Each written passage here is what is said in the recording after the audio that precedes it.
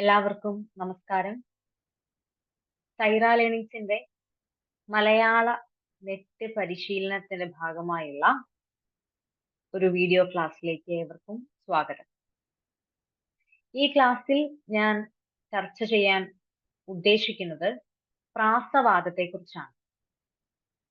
നമുക്കറിയാം, മലയാള സാഹിത്യത്തിൽ നടന്നിട്ടുള്ള ഒരു പ്രധാന സംവാദമായിരുന്നു ഈ പറയുന്ന പ്രാസവാദം. പ്രാസവാദവുമായി ബന്ധപ്പെട്ട അല്ലെങ്കിൽ പ്രാസവാദത്തിന്റെ സവിശേഷതകൾ എന്തൊക്കെ, ഏതൊക്കെ പണ്ഡിതരാണ് പ്രധാനമായും ഈ ഒരു സംവാദത്തിൽ ഏർപ്പെട്ടിരുന്നത്, അവരുടെ അഭിപ്രായങ്ങൾ എന്തൊക്കെയായിരുന്നു തുടങ്ങിയ കാര്യങ്ങൾ ഈ ക്ലാസ്സിലൂടെ നമുക്കൊന്ന് പരിശോധിക്കാം. ആദ്യമായി തന്നെ എന്താണ് പ്രാസവാദം എന്ന് അറിയണം, അല്ലെ? എന്താണ് പ്രാസവാദം എന്നതുകൊണ്ട് ഉദ്ദേശിക്കുന്നത്? പ്രാസവാദമെന്നോ അല്ലെങ്കിൽ ദ്വിതീയ അക്ഷര പ്രാസവാദമെന്നോ നമുക്ക് പറയാം. മലയാള സാഹിത്യത്തിൽ ഒരു കോളിളക്കം സൃഷ്ടിച്ച സാഹിത്യ സംവാദം തന്നെയാണ് ദ്വിതീയാക്ഷര പ്രാസവാദം. മലയാളത്തിൽ സാഹിത്യ സംബന്ധമായി നടന്ന ആദ്യത്തെ ചർച്ചയും ഇതുതന്നെയാണെന്ന് നമുക്ക് പറയാൻ സാധിക്കും.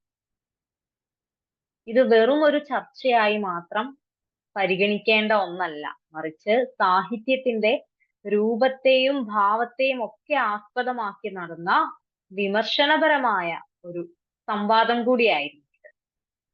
പിൽക്കാലത്ത് സാഹിത്യത്തിന്റെ ലക്ഷ്യങ്ങളെ കുറിച്ചൊക്കെ കൂടുതൽ ബോധപൂർവമായ ആലോചനയ്ക്ക് വഴി തെളിക്കുകയും ചെയ്തിട്ടുണ്ട്. അപ്പോൾ ഇത്തരത്തിൽ പ്രാസവാദത്തെ കുറിച്ച് പറയുമ്പോൾ 1891 ഈ പ്രാസവാദം ആരംഭിക്കുന്നത്. അന്ന് മനോരമയിൽ കൃത്യകൃത്ത് എന്നൊരാൾ പ്രാസനിബന്ധന മൂലം കവിതയുടെ അർത്ഥത്തെ തകർക്കുന്ന സന്ദർഭങ്ങൾ ധാരാളമാണ് എന്ന് ചൂണ്ടിക്കാട്ടി ഒരു ലേഖനം എഴുതുകയും അതിനു കൂടെ തന്നെ സംസ്കൃതത്തിൽ ഇല്ലാത്ത ദ്വിതീയാക്ഷര പ്രാസം മലയാളത്തിൽ മാത്രം എന്തിനാണ് എന്ന ഒരു ചോദ്യവും കൂടി അദ്ദേഹം ഉന്നയിച്ചു. ഈ പറഞ്ഞ കൃത്യകൃത്ത് എന്ന ആൾ. അതിനു മറുപടിയായി കൃത്യവിത്ത് എന്നൊരാൾ ഈ പ്രാസം വേണമെന്ന് എഴുതി. അദ്ദേഹം എന്തുകൂടി ചെയ്തു? കേരളവർമ്മ, AR, പുന്നശ്ശേരി നമ്പി, കുഞ്ഞിക്കുട്ടൻ തമ്പുരാൻ, ചാത്തുക്കുട്ടി മന്നാടിയാർ എന്നിവരുടെ അഭിപ്രായം തേടുകയും ചെയ്തു. ഇതിൽ ഈ പറഞ്ഞ പണ്ഡിതരിൽ കേരളവർമ്മയും കുഞ്ഞിക്കുട്ടൻ തമ്പുരാനും പ്രാസം വേണമെന്ന് വാദിച്ചപ്പോൾ കേരള പാണിനിയും നമ്പിയും പ്രാസം വേണ്ട എന്ന് വാദിച്ചവരിൽ ഉൾപ്പെടുന്നവരാണ്. ചാത്തുക്കുട്ടി മന്നാടിയാർ നിഷ്പക്ഷത പാലിച്ചു. അതായത് രണ്ട് ചേരിയിലും നിന്നില്ല, പ്രധാനമായിട്ടുള്ള ഒരു അഭിപ്രായം ഒന്നും പറഞ്ഞില്ല.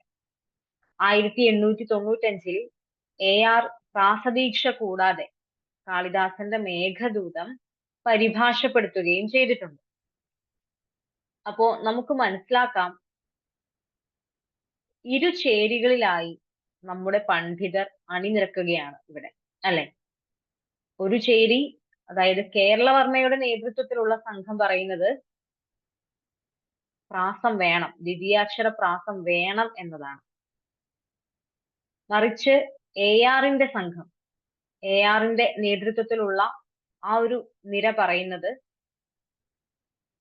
പ്രാസദീക്ഷ ഇല്ലാതെ, അതായത് പ്രാസം ഇല്ലാതെ, പ്രാസം ഉപയോഗിക്കാതെ കാവ്യം രചിക്കുന്നതാണ് നല്ലത് എന്നൊരു അഭിപ്രായമാണ് അവർക്കുണ്ടായിരുന്നത്, അല്ലെ? ഇത്തരത്തിൽ നിരവധിയായ അഭിപ്രായങ്ങളോടൊപ്പം തന്നെ ഈ പറയുന്ന പണ്ഡിതർ പ്രാസത്തോടു കൂടിയും പ്രാസമില്ലാതെയും തങ്ങളുടേതായ രീതിയിൽ കാവ്യങ്ങൾ രചിക്കാൻ തുടങ്ങി. അതാണ് വളരെ പ്രധാനപ്പെട്ട മറ്റൊരു കാര്യം. വലിയ കോയി തമ്പുരാന്റെ അഭിപ്രായത്തിൽ ദ്വിതീയാക്ഷരപ്രാസത്തോടു കൂടിയ കവിത മാത്രമേ ചമൽക്കാരപൂർണവും ആഹ്ലാദകരവുമായി തീരൂ. അതായത് ശബ്ദാലങ്കാരത്തിനായിരിക്കണം കവിതയിൽ പ്രാധാന്യം. ഒരു കവിതയുടെ രൂപത്തിന് ഭംഗിയില്ലെങ്കിൽ കവിത ആസ്വദിക്കാൻ പറ്റില്ല എന്ന ഒരു അഭിപ്രായമായിരുന്നു കേരളവർമ്മയ്ക്കുണ്ടായിരുന്നത്. എന്നാൽ ഈ ഒരു വാദത്തെ അംഗീകരിക്കാൻ അനന്തരവനായ AR തയ്യാറായില്ല. അപ്പോ AR പറയുന്നത് എന്താണ്? കാവ്യത്തിൽ രൂപത്തെക്കാൾ പ്രാധാന്യം അർത്ഥത്തിനാണ്. അതായത് ഒരു കാവ്യം രസാത്മകമായി രചിക്കുന്നതിന് പ്രാസം മുറുകെ പിടിക്കേണ്ടതില്ല എന്ന ഒരു അഭിപ്രായമായിരുന്നു കേരള പാണിനിക്കുണ്ടായിരുന്നത്. ശബ്ദത്തിനല്ല, അർത്ഥത്തിനാണ് കേരള പാണിനി പ്രാധാന്യം നൽകിയത്. എന്നാൽ ഈ അർത്ഥത്തിന് കോട്ടം വരാതെ ശബ്ദഭംഗി സ്വാഭാവികമായി ഉണ്ടാകുന്നതിൽ തെറ്റുമില്ല. ശബ്ദത്തിനു വേണ്ടി അർത്ഥം ബലി കഴിക്കുന്നത് നല്ലതല്ല എന്ന അഭിപ്രായമായിരുന്നു ARനുണ്ടായിരുന്നത്. ചുരുക്കത്തിൽ, അതായത് വളരെ ലളിതമായി പറയുകയാണെങ്കിൽ, വലിയ കോയിത്തമ്പുരാൻ രൂപശില്പത്തിനും AR ഭാവശില്പത്തിനുമാണ് പ്രാധാന്യം നൽകിയത് എന്ന് നമുക്ക് കാണാൻ സാധിക്കും.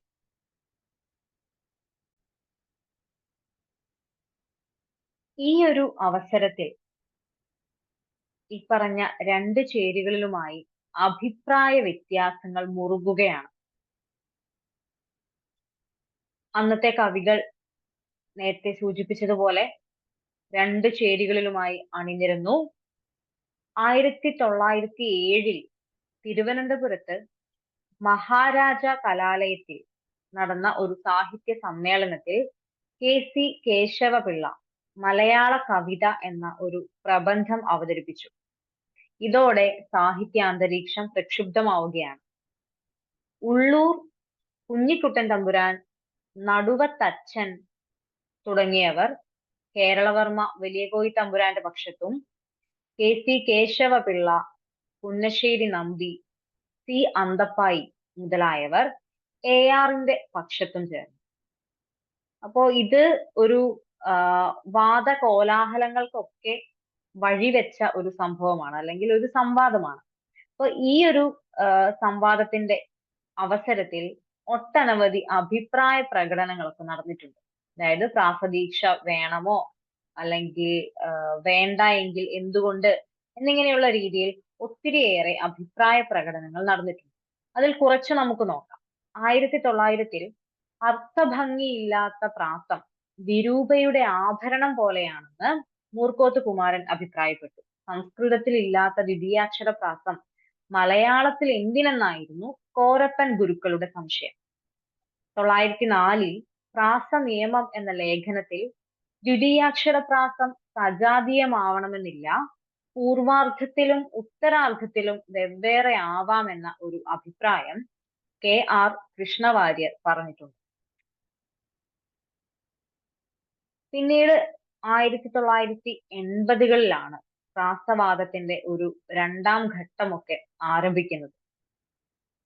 കേരളവർമ്മ അധ്യക്ഷത വഹിച്ച ഒരു സമ്മേളനത്തിൽ പ്രാസത്തിന് പിന്നാലെ പോയി അർത്ഥച്യുതി വരുത്തുന്നതിന് നിരവധി ഉദാഹരണങ്ങൾ KC കേശവപിള്ള നിരത്തുന്നുണ്ട്. അതിലൊന്നാണ് തമ്പുരാട്ടി എന്ന പദം. അപ്പൊ ഈ ഒരു പദം ഉപയോഗിച്ചുകൊണ്ടാണ് KC കേശവപിള്ള ഇത്തരത്തിൽ ഒരു അഭിപ്രായം പറയുന്നത്.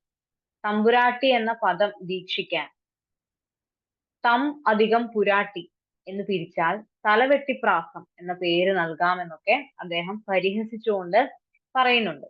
അതായത് KC കേശവപിള്ള കേരള പാണിനിയോടൊപ്പമായിരുന്നു, അല്ലെങ്കിൽ പ്രാസം വേണ്ട എന്ന ഒരു അഭിപ്രായക്കാരനായിരുന്നു എന്ന കാര്യം ഓർക്കുക. കുറച്ചു മുൻപ് ഞാൻ സൂചിപ്പിച്ചതുപോലെ AR മേഘദൂതം വിവർത്തനം ചെയ്തു. അതുപോലെ അദ്ദേഹത്തിന്റെ ഈ ഒരു മാർഗം പിന്തുടർന്ന് KC കേശവപിള്ള കേശവീയം എഴുതി. അതായത് പ്രാസം ഉപയോഗിക്കാതെ കേശവീയം എഴുതി. അപ്പൊ ഈ രണ്ട് കാവ്യങ്ങളും സഹൃദയരെ ആകർഷിച്ച രണ്ട് കൃതികളായിരുന്നു. പ്രാസവാദം സമനില തെറ്റുന്ന ഒരു ഘട്ടം വന്നപ്പോൾ ഒരു ഒത്തുതീർപ്പുണ്ടായി. നിരർത്ഥക പദപ്രയോഗം കൂടാതെ പ്രാസം പ്രയോഗിക്കാൻ കഴിവുള്ളവർ അങ്ങനെ ചെയ്യട്ടെ. പ്രാസനിഷ്ഠയില്ലാതെ ഉത്തമ കവിതകൾ രചിക്കാൻ കഴിയുന്നെങ്കിൽ അതും സ്വാഗതാർഹം. അപ്പോ ഈ ഒരു ദ്വിതീയാക്ഷര പ്രാസവാദത്തിന്റെ ഏറ്റവും അവസാനം ഇങ്ങനെ ഒരു ഒത്തുതീർപ്പിലാണ് ഇവർ എത്തുന്നത്. അതായത് പ്രാസം ഉപയോഗിക്കാതെ നല്ല കവിതകൾ എഴുതാൻ കഴിവുള്ളവർ അങ്ങനെ ചെയ്യട്ടെ, മറിച്ച് അർത്ഥത്തിന് കോട്ടം വരാത്ത രീതിയിൽ പ്രാസം ഉപയോഗിച്ച് കാവ്യം എഴുതാൻ കഴിയുന്നവർ അങ്ങനെയും ചെയ്യട്ടെ എന്നുള്ള ഒരു ഒത്തുതീർപ്പിൽ എത്തുകയാണ് അവസാനം. നേരത്തെ സൂചിപ്പിച്ചതുപോലെ നമ്മുടെ നെറ്റ് പരീക്ഷയിൽ മിക്കവാറും തന്നെ വരുന്ന ചോദ്യങ്ങളിൽ ഒന്നാണ് ഈ പറയുന്ന രണ്ട് ചേരികളിലും തങ്ങളുടെ അഭിപ്രായങ്ങൾ പറഞ്ഞിരുന്ന പണ്ഡിതരെ കുറിച്ച്. ഇപ്പോ കേരളവർമ്മയോടൊപ്പം നിന്നവർ ആരൊക്കെ, അല്ലെങ്കിൽ ARന്റെ പക്ഷം സ്വീകരിച്ചവർ ആരൊക്കെ, നിഷ്പക്ഷത പാലിച്ചവർ ആരൊക്കെ എന്ന രീതിയിലൊക്കെ ചോദ്യങ്ങൾ വരാറുണ്ട്. അതായത് പ്രാസം വേണം എന്ന നിർബന്ധം പിടിച്ചവർ കേരളവർമ്മയോടൊപ്പമായിരുന്നു. അവർ ആരൊക്കെയാണ്, അല്ലെങ്കിൽ പ്രാസം വേണമെന്ന് പറഞ്ഞിട്ടുള്ള പണ്ഡിതരുടെ ഗണം, ശരിയായ ഗണം കണ്ടെത്തുക എന്ന രീതിയിലൊക്കെ ചോദ്യങ്ങൾ വന്ന് കണ്ടിട്ടുണ്ട്. പ്രാസം വേണ്ട, അല്ലെങ്കിൽ ദ്വിതീയാക്ഷരപ്രാസവാദത്തിൽ കേരള പാണിനിയുടെ പക്ഷം സ്വീകരിച്ച മറ്റു പണ്ഡിതർ ആരൊക്കെ എന്ന രീതിയിലും ചോദ്യങ്ങൾ വന്നു കണ്ടിട്ടുണ്ട്. അപ്പൊ ഇത്തരത്തിൽ നെറ്റ് പരീക്ഷയിൽ ഒരു പ്രധാനപ്പെട്ട ഭാഗം തന്നെയാണ് ഈ പറയുന്ന മലയാള സാഹിത്യത്തിൽ ഉണ്ടായിട്ടുള്ള ഈ ഒരു സംവാദം, ദ്വിതീയാക്ഷര പ്രാസവുമായി ബന്ധപ്പെട്ട ഈ ഒരു സംവാദം. അപ്പൊ അതുകൊണ്ട് ഈ ഒരു ഭാഗം കൃത്യമായി ഓർത്തിരിക്കുക. എന്തായിരുന്നു ഈ ഒരു സംവാദത്തിന്റെ തുടക്കം, എന്തിൽ നിന്നാണ് ഈ ഒരു കാര്യത്തിന് തുടക്കം കുറിക്കപ്പെട്ടത് എന്ന കാര്യം ഓർക്കുക. പ്രധാനപ്പെട്ട ഇരുചേരികളിലെയും പണ്ഡിതരുടെ അഭിപ്രായങ്ങൾ, പ്രാസത്തോടുള്ള അഭിപ്രായങ്ങൾ എന്തൊക്കെയാണ് എന്ന് ഓർക്കുക. ആ കാലഘട്ടത്തിൽ അല്ലെങ്കിൽ ആ ഒരു സമയത്ത് എഴുതപ്പെട്ട പ്രധാന കൃതികൾ ഏതൊക്കെയാണ് എന്നുള്ള കാര്യങ്ങൾ കൂടി ഒന്ന് ഓർത്തു വെക്കുക. അടുത്ത ക്ലാസ്സിൽ മറ്റൊരു പ്രധാന വിഷയവുമായി നമുക്ക് കാണാം.